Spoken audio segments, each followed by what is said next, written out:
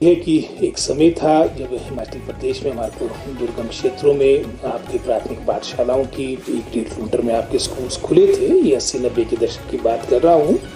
उस वक्त समय की आवश्यकता भी थी, सड़कें भी कम थी। आज तो लगभग कोई 41-42 हज़ार किलोमीटर सड़कें हैं जो PWD के अधीन है। आज समय आ चुका है कि हम अपने खुले हुए संस्थानों को सुदृढ़ करें, कंसोलिडेट करें, स्ट्रेंथन करें। और ये भी हाल में ही फाइनेंस कमीशन जब गवर्नमेंट ऑफ इंडिया का भी प्रदेश में आया था,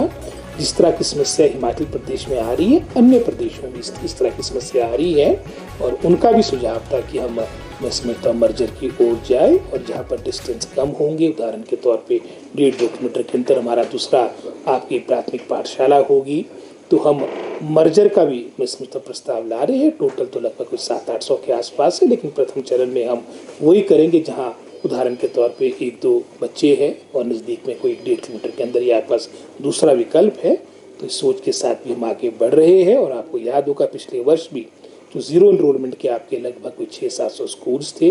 जहाँ लेस देन 2 यानी 2 बच्चों से कम जहाँ पर एनरोलमेंट थे, हमने कुछ स्कूल्स आपके मर्ज किए थे। इसी क्रम पे ताकि आने वाले समय के लिए हमारा शिक्षा विभाग और बेहतर तरीके से कार्य कर सके, हमारा डिपार्टमेंट स्ट्रेंथन हो, विभाग इस ओर कार्य कर रहा है। स्टेट अवार्ड पॉलिसी को लेकर भी आपने बैठक की होगी, क्या है इसमें भी थोड़ा हम मैं समझता हूँ संशोधन लाने की बात कर रहे हैं। जो बातें वो तो है ही है, लेकिन निश्चित रूप में हमारी जो एक चाह है, डिपार्टमेंट की जो चाह है, ये है कि जो मैं समझता हूँ जो रिजल्ट जैसे उदाहरण के तौर पे भी आपने देखा होगा हमारे कई हाई स्कूल्स में, कई सीनियर सेकेंडरी स्कूल्स में आपके बिल्कुल ही शून्य रिजल्ट्स आए हैं।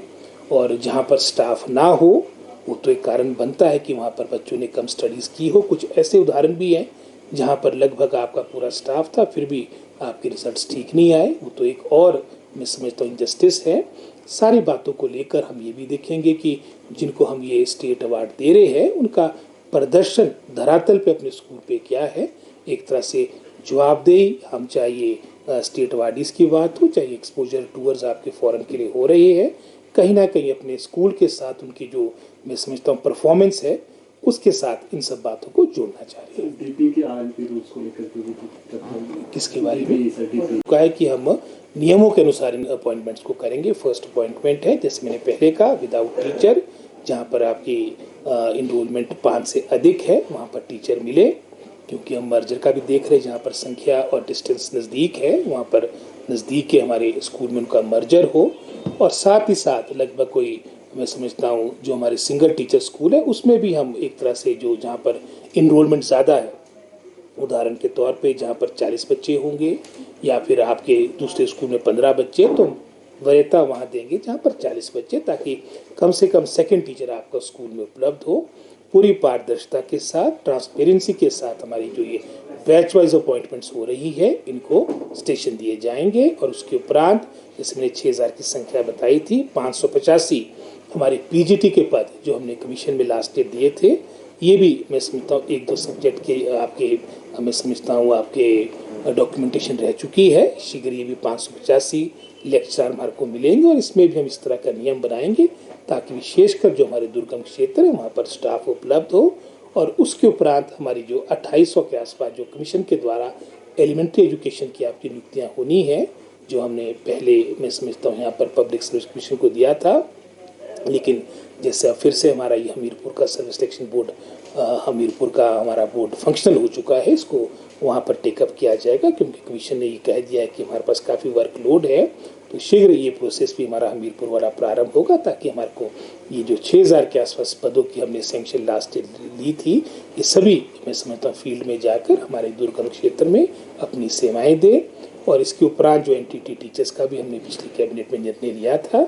ये भी मैं समझता हूँ आपने देखा होगा, इसमें जो हमारी NCT की गाइडलाइंस है,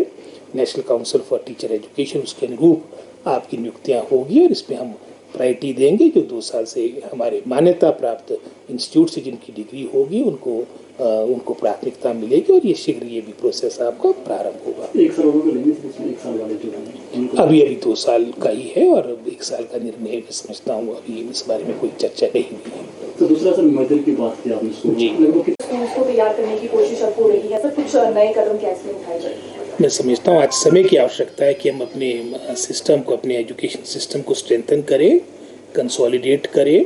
उसका सशक्तिकरण करें, क्योंकि वर्तमान में अगर आप पूरा हिमाचल प्रदेश की प्राथमिक पाठशालाओं से लेके सीनियर सेकेंडरी स्कूल्स की संख्या की बात करेंगे, लगभग कुछ 16,000 से अधिक हमारे सरकारी संस्थान हैं। लेकिन आज आवश्यकता हो चुकी है कि समय के अनुसार इस तरह से एक तरह से इनरोलमेंट में भी कमी आई है।